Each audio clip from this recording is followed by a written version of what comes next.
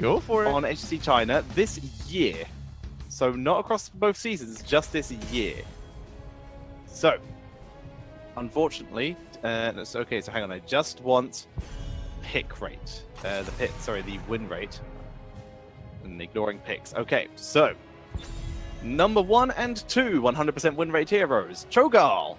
Nice. One Played game, how many times? 1 win. One game, 1 win. Not ideal there. Hero number 2. I have to like cross-check to make sure it's still the case. It is Samuro. 1 game, 1 win. See, I can't believe, or I can't understand why not more Chinese teams play Samuro. It should be the right hero for their playstyle. All right, these ones you might sound familiar to you. Nova and the Butcher, both by CE. 1 game, 1 win. Wait a minute. When did a Butcher happen? That was by CE on the very last day, and they wrecked with it. Did we cast that? That's one you weren't there for. Is that the playoffs or? It was the playoffs. It was pretty troll. Pretty fun though. Next is apparently Valera. I'm not sure that's still the case actually. Also, that is pretty astounding to see that Valera plays no factor in China at all. It's one of the ultimate gankers in that game. It should be a team fight. Dominator in the right circumstances, so many heroes left to be picked for China boys. Rhaegar also, I believe that one still holds actually. Yeah, we haven't seen that many Rhaegar games. True. Oh no, never mind. Rhaegar's ruined by phase 1. What about Zagara? I was about to say there's one more hero, and it is Zagara. Nice. 100% right. Really, really cool. And we see, once again, a similar pattern to previous drafts already, guys. The A-Team, it relies on Thrall, Phoenix synergy. Nothing new here. If you haven't really been living under a rock for the last few weeks, you probably know exactly what they can do here with that Earthquake, Purification, Salvo, Dream Team combo.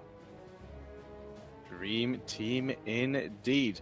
Now then, what are we going to see to go with this Malfurion? Potentially a Tracer. Haven't seen that in a while. Dude, Tracer and Volskaya is very legit. Lots of movement freedom. Yeah. Agreed. Very much agreed. I think LLK also plays a Tracer. I think we've seen him on that hero in the past. But let's see what Beyond the Game decides to go for. They're taking their sweet time. I think they've actually gotten a lot of respect from that game, number 1. I think when you play against the A-Team, who's sitting at the bottom of the table next to RPG, I think you're expecting an easier game, and they go exactly for the Tracer and the Dibbles here.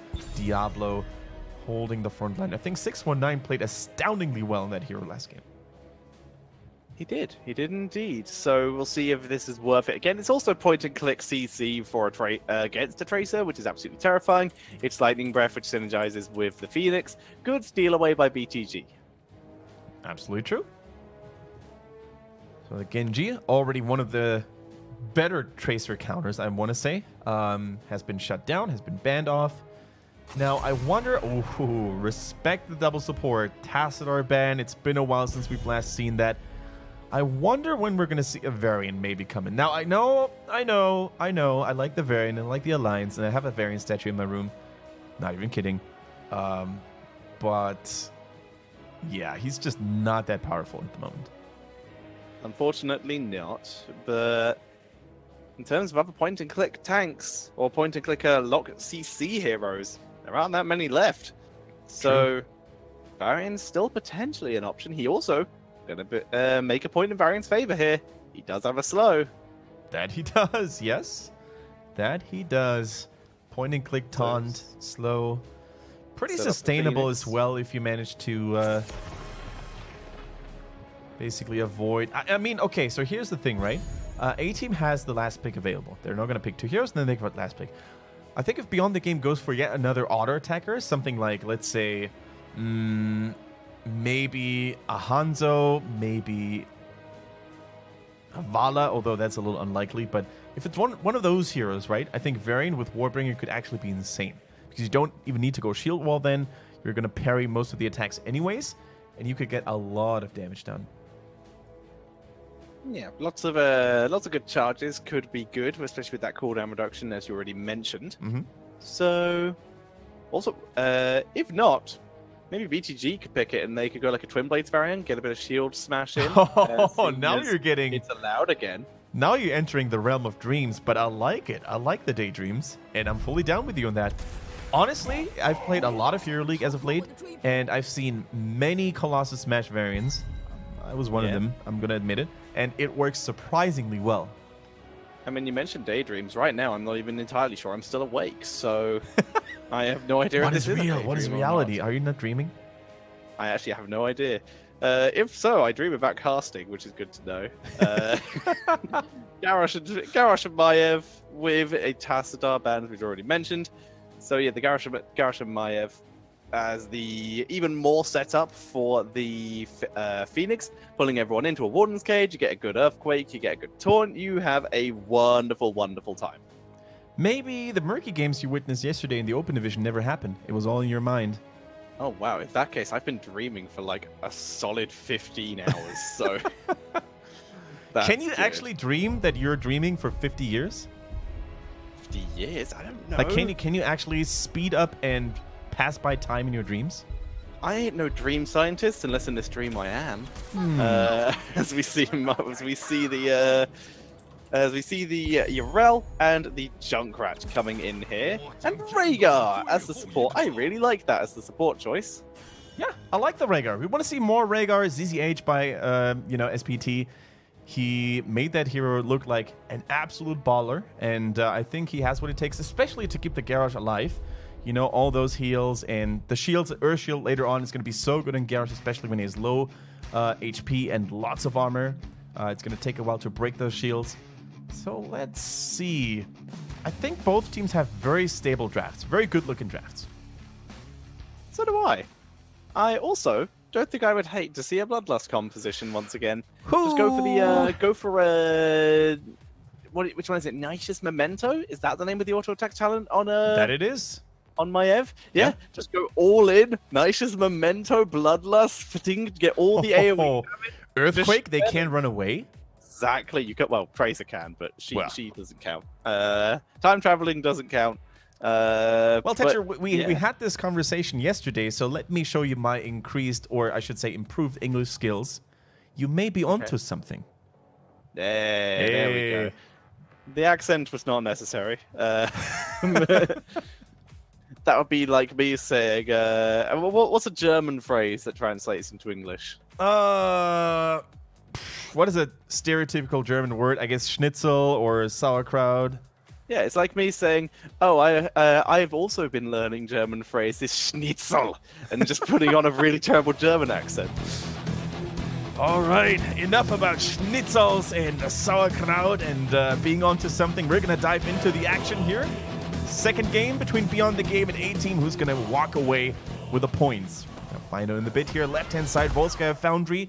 It is Beyond the Game with 619 on that Diablo, LLK on the Junkrat. Druid plays them out for Dancing on the Tracer, and Irel is being played by 3.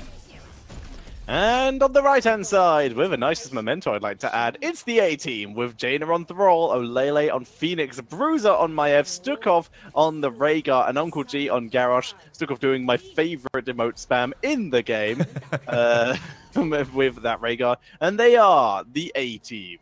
The A-Team already spoiling us with a couple of fancy builds. We've seen many Crash Lightning Thralls in the past in China, and they do it again because of Volskaya Foundry and the pretty hefty skirmishes that are going to go on.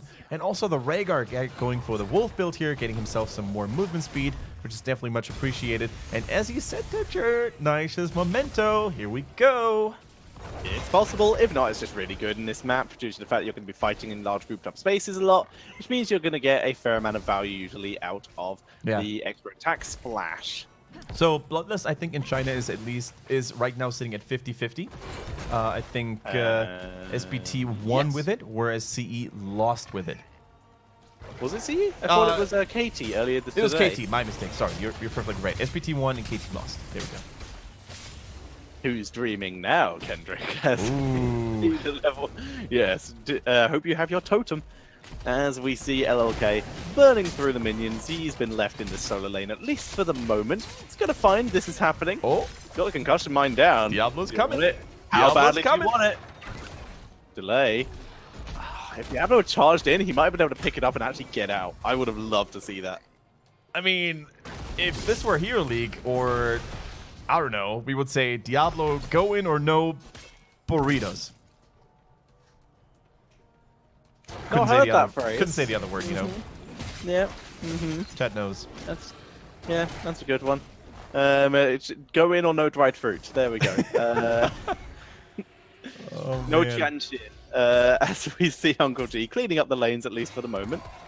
All right, so let's actually see what they can do with this healing pulse. It's actually been a really common sight right now, you know? The team that has a Crash Lightning Thrall usually faces opponents that don't want to stack up, right? That don't want to give them free stacks in the early game. And just like in the previous series where we witnessed it, they basically try to force a fight or walk away with a big win, which the healing pulse definitely is.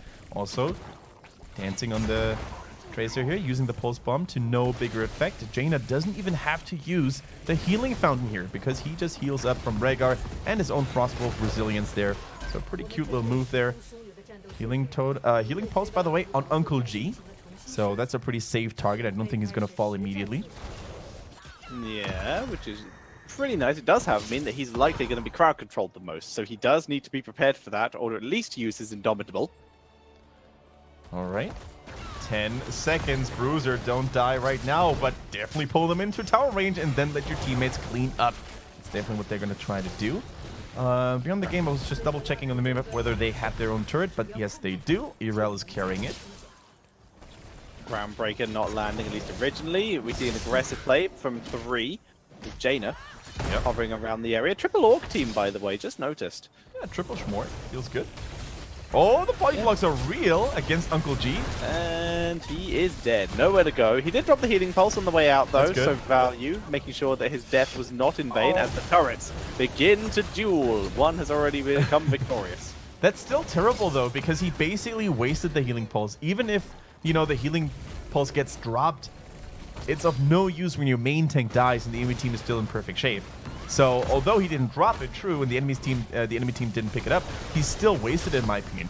Beautiful Vengeful Spirit, there she goes, gets dropped over the wall. Better to waste it than no, give definitely it to true, the yeah. enemy, I'd argue.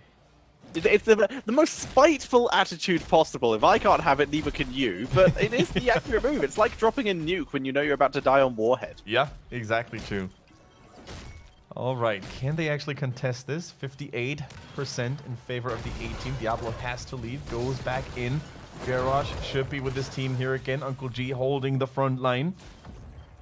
Diablo is not letting go. 619. Junkrat is now trickling in, but they actually put it on neutral status. So that is already a big win for A-Team to stop the progress of Beyond the Game.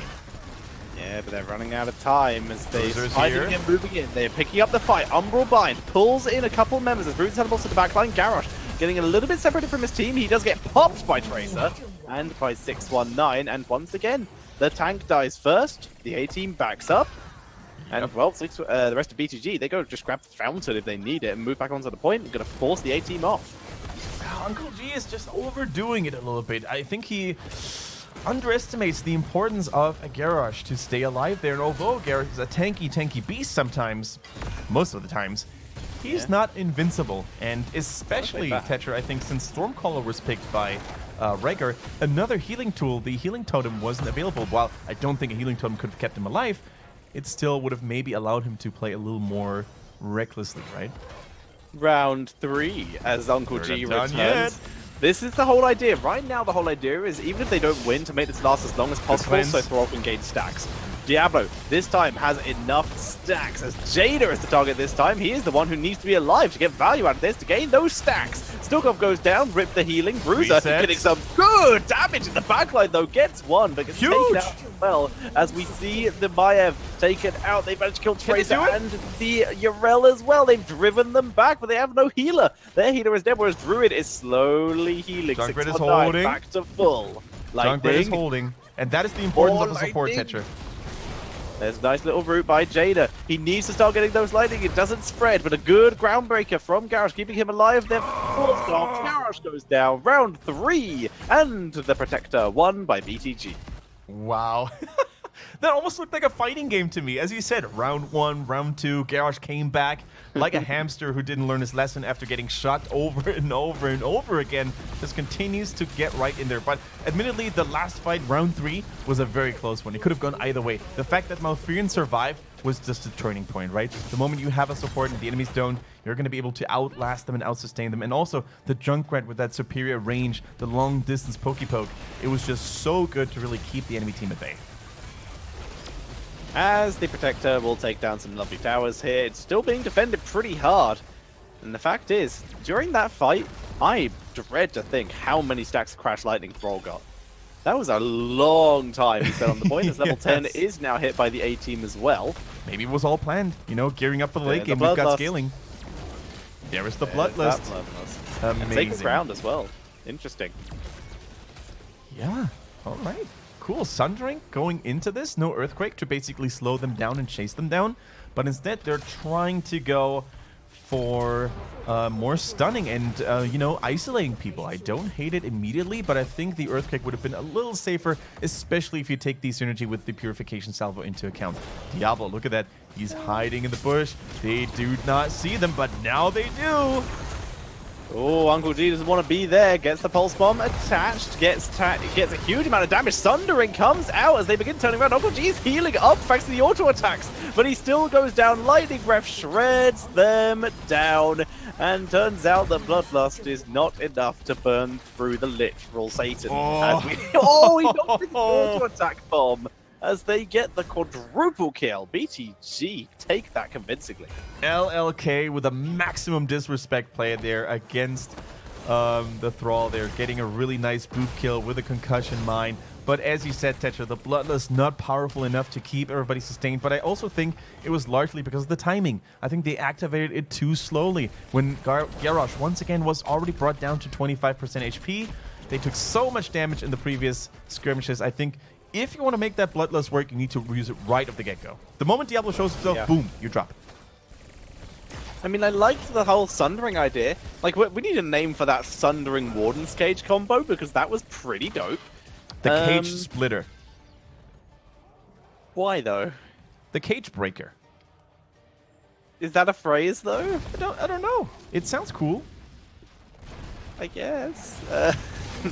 Down goes Junkrat. You don't sound convinced, my friend. Not yet. We'll see how it sounds in the cast. As 619 takes a little bit of damage, but backs up. I'd like to point out that Garrosh has had to be healed up back to full health, not even at full health yet, because he decided to walk through all of the Junkrat mines after he died. As they turn around onto 3, who drops Sacred Ground, going to try and tank through all this, at least for the moment. There's the Taunt, there's the Bloodlust, Salvo coming in. Not much damage, they have no slows on their team.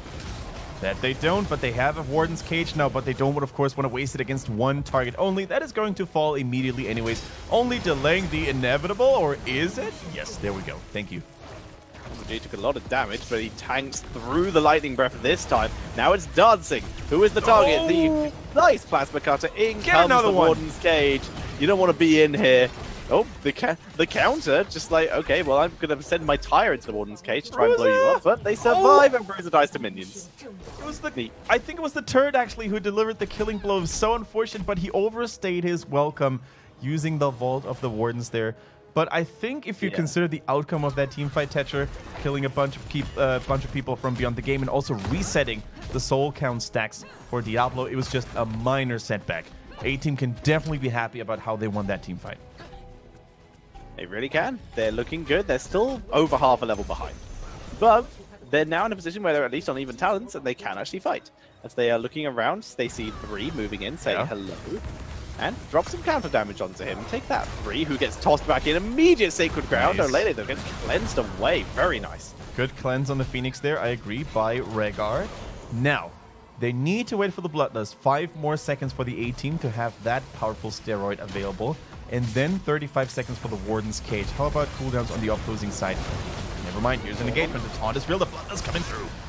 The Bloodlust is good. Salvo coming out. Salvo still goes through, even through the knockback, as Diablo getting focused down and will get killed off here. Bloodlust expires after only 1 kill, but they still move forward looking for the Yrel. They get her with the greatest of ease. Now it's all about that Tracer. Recall, Pulse Bomb dropped onto Snookov. Not enough damage for the kill as Dancing getting chased down hard. Not enough, though. They can't catch him.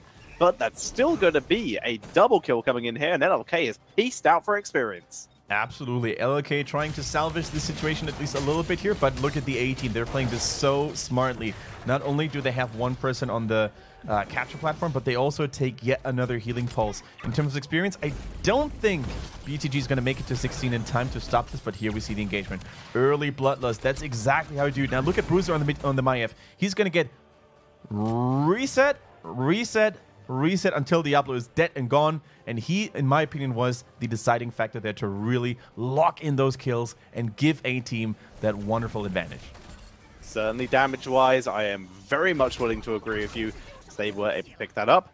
Meantime, BTG gaining advantages where they can. They're grabbing some items, trying to gain some control elsewhere on the map. Looks like they might be willing to come back in with that level 16 now. Bloodlust, 12 seconds away. The objective itself, less time away. There's the taunts. Trying to stop them moving on, and they held them back long enough. Nice little cheeky move there. Yeah, and already a little bit of damage dealt onto this Protector as well. Baited out a Warden's Cage. Thundering.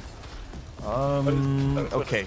At least the two people who shamefully wasted their heroic abilities are now in the Protector, so I don't think it matters too much. Makes sense, I guess. Still shame. We see them burning down the fort. It is shame. Both of them missing, and as such, it's all about the structures now. No more team fighting as they want to actually bring this Protector, which I guess they can. The shields on top of Garish's armor are always nice. Did they use the healing pulse? I think they did. A-Team, that is, right? Think so. Alayla doesn't have it, so unless someone in the Protector has it, then I believe you are correct. Maybe someone inside the Protector has it, but I think they might have used just to make 100% sure they're going to get this objective. In the meantime, Irel, by the way, in the bottom, not fully committing to this defense here. It looks like they're willing to let go of another fort in the middle. The moment Irel comes back, though, they're going to probably try to turn the heat. 3 turrets, by the way, in the possession of Beyond the Game. They saved a lot of those items. A lot of turrets. They saved them. They collected a couple afterwards as well. So trying to give themselves the best chance of a comeback overall. The A-Team, who were behind in XP a couple seconds ago, have now evened up thanks to this Protector push. And so very nice to see here.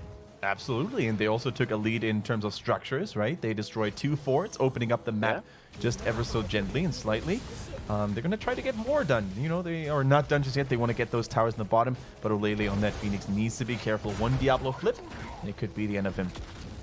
They actually ditched the Protector with a couple seconds left on it because they had no intention of going anywhere near the enemies. They just cancelled out of it, everyone abandoned, and they just left it near their base to die. That they did. 17 to 17. Let's take a look at the minimap, which objectives are available. Beyond the Game could actually go for a 4th turret. I don't think I've ever seen a team with 4 turrets in their possession, which would look amazing if they actually use that in those team fights. Gotta go for the full 5. Sacred Ground is used. Teleport denied. See you later. And that is a waste of Sacred Ground. It's a 30-second cooldown left, though. 40 seconds total, so that's not so bad. Okay, A-Team goes for their own turret. Now, here's what I want to see, Tetra. I just want to see that next Protector fight, and I want to see Beyond the Game using all 4 turrets that they have if they go for theirs, and then unleash full Torbjorn mode and put them on the conveyor belts and just drive the enemy team back with all the power of their turrets. But looks like they're going to use a couple of items here. Bloodlust. Here comes a really nice Riptide, though, but the damage output. Turns out this Bloodlust comp works a little bit better as the game goes on, but a counter attempt using the Concussion Mine. Here comes the Lightning Breath, moving into the heal, but Rhaegar is the one to fall, so no more heals coming in here. Indomitable has to be used. Wow, I think Rhaegar actually stepped in a steel trap of Junkrat. That's why he was frozen in place and took the full barbecue combo of Diablo. Now, how many turrets did they use? I think at least 2. Actually 1, because they had 3 in their possessions. But let's take another look at that crazy team fight. It started so early. Here goes the healing pulse by Thrall. The Bloodlust being used immediately. So much confusion, so much mayhem, and have a great damage with a full broadside by Olele. But look at Diablo. The returning flames, absolute insane self-sustain. Bruiser barely escaped as well, and yeah, you were right. I'm pretty sure there was a route down there. So yeah, very cool to see. Win. It was either a steel trap or a Malfurion route. One of the two had something had him stuck to the floor. All right, LK trying to go for the siege camp here. They're not giants, but sieging nonetheless. And this next Protector fight. Look at how close this game is, Tetcher. It's almost like both teams had a gentleman's agreement of not really playing and soaking too much on the macro aspect, but just meeting each other for just even team fights, a fair duel between the two teams. Yeah, they're holding it together pretty effectively at this point, as Olele burns through yet another tower, giving his team a little bit of a boost in experience to award that level 20. It's not much at this stage of the game. Towers don't really give that much at this point. As we see Junkrat in the meantime, he's split pushing some minions up there as well. Both teams approaching level 20, and, well, the objective's already active, which means this is kind of bad news for the A-team, because they would love to have 20, but it's going to be there significantly quicker for BTG. Yep. Maiev is still defending the top lane because the Siege Mercenary camp had already been unleashed and threatening the fort, but she definitely needs to get back there ASAP. Do we know if Crash Lightning is complete? I don't think it's complete. Unless it happened in the middle of a team fight and we missed the notification. Had a lot. It's hard to imagine that it's not completed, though, with all those team fights, so we're just going to assume it's complete. Upgraded Bloodlust. I don't think I've ever seen this talent before, so that's Is it called really the Gladiators War Shout, I believe? I don't know what it's called, but that sounds right. I've never seen it before. Gladiators Washout, you got it. As we see, the sacred ground is down. The Bloodlust is good. Riptire coming in. The conveyor belt attacks are good. Salvo, the full broadside as the lightning breath comes in for the counter. Bruiser is dropping low, but he's getting the health regen. Gets taken out, but for the greater good. It's a 3-for-1 in favor of A-Team. Torbjorn mode was unleashed, and we saw turrets left and right on the conveyor belts. Unfortunately, Junkrat didn't even use his own one. Hard to say whether that would have made a difference, but I think he probably should have used those for sure. But no Tracer right now, no Irel, who just got melted like butter, and she even took the Bubble Hearth. Can you believe it? I did not believe it until you literally said it into my ear. As we see a Bubble Hearth, which did not work. Not at all. In this particular case, not at all. And yeah, this is going to be a Protector. Potentially a key. We're seeing a Healing Pulse being taken by BTG in the meantime. Just get any advantage you can at somewhere. Yeah, I guess this is going to be pretty tough to hold for Beyond the Game. And they got so close as well. Look at that, 98% on the channel bar. But now, of course, without two members, with two members still being down, there's no way for them to hold it.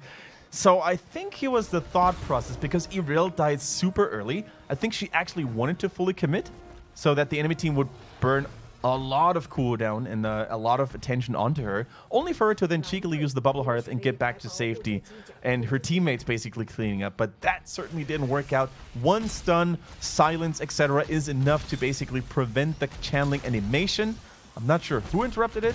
Could have also been the Maiev with the tether, but they certainly did do a good job. Possible.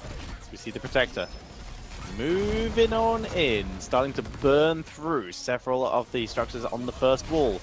Bloodlust is off cooldown. This is a one-person Protector, as you already mentioned.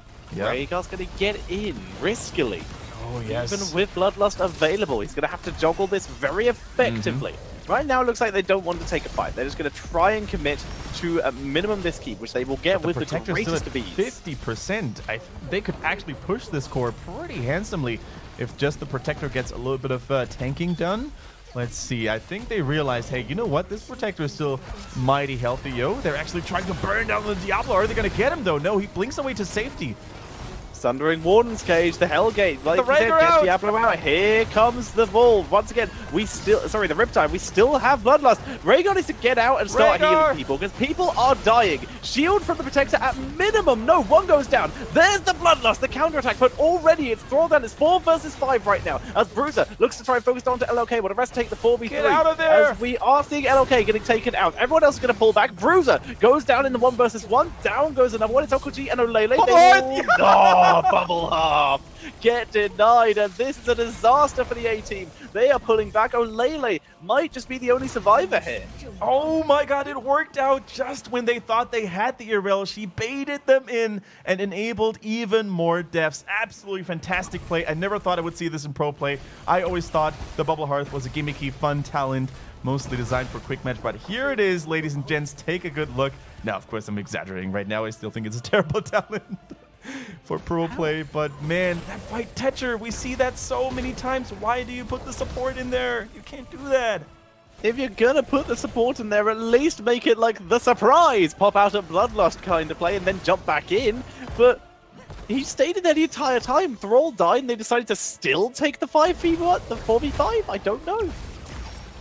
Oh, this is so painful for the A-Team. I think they had it. I think they could have actually pulled it off if only they had shown more determination and more clever hero distribution in those protectors. But as it is, guys, the game is not done just yet. True, Beyond the Game took a beating. True, they lost a keep, but they're still in the game, and that is all that matters. The core is still sitting at 100% health. Now, at the middle mercenary camp. Need to be careful. Junkrat is coming as fast as he can. Yeah. Is Diablo committing to this? The turret is down. Oof, they get it. Garrosh has finally arrived. There was no way Thrall was going to commit to that without Garrosh there, so yeah. Very sensible. Just get a poke, more stacks if he's not already done, and we just haven't found out yet. That would be a lovely time for the observers to show us, honestly, but we have no communication with them at all. No. Even if you channeled all the energy in Twitch chat, it wouldn't be enough to make them aware of this. Unless they're watching Twitch chat. That would actually be amazing. But I don't think they are. Anywho. Oh, Uncle G. No, don't tell me the game's going to end like this. He's tanking. Okay, Sundering gets him out. Sundering and Cleanse both burned. Sundering 70-second cooldown. Pretty massive, man. Pretty massive. They have structures. They have a buffer. Wait a minute. Did that turret dismount actually expose Uncle G? Wow, that would have been amazing. If the hidden turret from the previous engagement had dismounted Uncle G on that Garrosh and enabled 619 to find that engagement on the Dibbles, that would have been insane. Every cooldown is up except for the, well, Tracer, who has to recall back. Here comes the salvo. This is it. Bloodlust going in without Sundering. Tracer is deleted as 3 is attempting to tank through. They're holding in the healing pulse here, but Malfurion is miles away. Junkrat was not even here at the start of this. Bubble Hearth. Urel is gone. Oh my Diablo has retreated. Junkrat's gone. And it turns into a 1-for-0 in favor of the A-Team there. Okay, good news. Only Tracer died. Bad news, Tracer died. And the Protector is going to get over into the hands of A-Team. At this point, I think BTG realizes we cannot defend this Protector. We need to go in 4 versus 5. We need to defy all reason, and we need to hope for a miracle team fight some way, somehow. They know their opponents have burned basically every heroic. Sundering was the only one that was up that just came back. Taunt is just off cooldowns. They focus onto Alele. Just keep him busy. Bruiser wrapping around from the side, trying to get the right angle to see if he can pick off Druid here. Would be perfect. The taunt is down onto Urel, trying to finish her off. She does not have the kill off cooldown. She goes down as Bruiser and Olele sit in the backline on such low health. No way. The indomitable spirit of Phoenix. He teleports away. Junkrat can't get the grenades. They chase him down. Run, Olele. Run as he gets out of danger. Bruiser is dropped low. The lightning from Diablo finishes him off as we see Olele turn it round, looking for 619. Druid with clutch healing, trying to sustain his team in the game. The core is under attack, but they don't care. They have potentially saved the game. Now they just have to do it again by protecting the core, and Dancing will be the one to do so. I can't believe the guts it takes to make this play happen and commit to it. Initially, I thought Beyond the Game was trying to buy time, you know? Draw the enemies out of that platform, try to buy time until Tracer respawns, and then maybe get the Protector themselves. But they committed to it, and they made it work. 619 on that Diablo was an absolute raid boss. He was the final boss that A-Team had to overcome. And even when they were outnumbering him and the Druid, right, the Malfurion, they couldn't even kill him. Too strong of a self-sustainer he is. And that, ladies and gentlemen, might be... Never mind, hold that thought. Now it's for A-Teams. It's A-Team's turn to basically fight with a man down. Junkrat's down as well. It's actually even. With Maiev on the way. Maiev just spawning. Junkrat is on the way, though. He gets a little bit of a head start. Turrets are down for both teams. 3 moves forward. He will have Bubble Hearth back. Sacred Ground is dropped. The Titanic by Bloodlust. Down goes Urel as 619 is now to target. Olele gets chunked. Indomitable Spirit's on cooldown. He does not get the insta-save. It's 1-for-1. Bruiser dropping the damage. He has the Warder's Cage off cooldown. He drops it down. Dancing in a rough position. He gets pulled into the center. And Dancing in such a rough position gets absolutely decimated. He's tanking backwards though. He's kiting. Oh, are you kidding me? He's kiting for his team's life in this series. Gets taken out by the Feral Lunge, though. Nice dodge on the upper bind. Diablo is got the back. Protector They too. stole the Protector. It's a 3 versus 3, but the Protector goes to BTG. It goes over to BTG. Now they need to find the weakest lane. Which one is the quickest one to take down? It looks like they decided to go for the middle lane. The hand is actually wasted here. That could disable a structure, but they don't care. Look at how the Protector is smashing through those buildings. Are they brave enough to go for the keep yet? 3 members of A-Team are currently defending, and 619 needed to go back. The catapults were threatening the core. This game is pure mayhem, pure chaos. I have no idea who's going to win it. They're not even going to get the keep. Too afraid they should get the keep. They should absolutely just commit to the keep and then back off as quick as they can. They can do it. I'm pretty sure they can do it with if they use the hand. Incoming with all the abilities on the Protector, staying at range. They're not even getting the Gatling value, though. They're not going to get this keep. You're right. I don't think they have the guts to do it. Beyond the Game, who has shown such courage all game long, they're not committing to this. They are too afraid of actually losing this game still. Keep in mind, if they lose this Beyond the Game, that is, they're dropping 3 points, and they're going to only walk away with 1 point, as a tie doesn't give you full value. But here we go. Reinforcements have arrived. Diablo and Irel. The support is inside the Protector. Okay, how many seconds left? 40 seconds left, Tetcher.